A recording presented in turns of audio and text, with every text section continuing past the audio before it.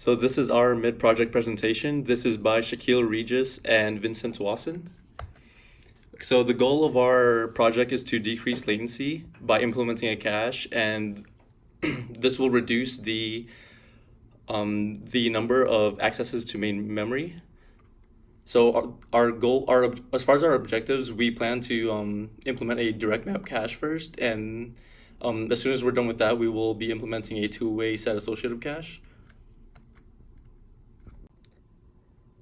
We will be expanding the memory stage by adding a module for the cache itself, a memory manager unit, and an additional signal misstall that will be going to the hazard unit, which we will also be using with this 2-to-1 mux, which this misstall signal will be the selector for whether the data that we want is coming from the cache or from main memory. As my partner stated earlier, we will be beginning by implementing a direct map cache, which can be treated as a one-way set associative cache. So the actual data itself, the valid bits, tag, and data will be stored in a register array that's 60 bits wide and 8 deep, so that we have sets 0 through 7, or 8 total sets. So we will begin by comparing the set bits to check for the set that the data is in, and then we will compare both the tag and valid bits. If the data is valid and the tags match, then we have a cache hit, and we will send that data out from said set out of the cache. Otherwise, there is a cache miss, and therefore we will have to write the data to the cache and then send that over to the memory manager unit.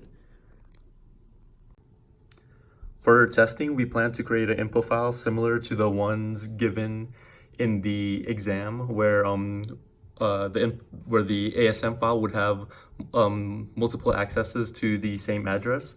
We could then manually calculate the AMAT for the regular pipeline and the pipeline with the cache implementation.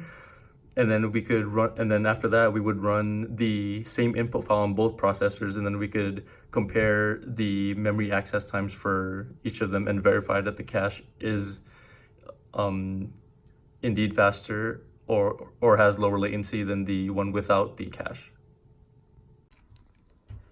For our hardware implementation, we have fully implemented the original pipeline processor onto the DE2 board. And outputting from the 7-sec displays, we have the fetched instruction from the fetch stage. So we have running the memfile.asm, the first memfile, or memfile.dat.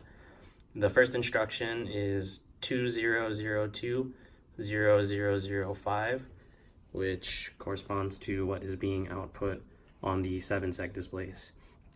And we also have the clock tied to key 0 and the reset tied to key 1 in reverse logic.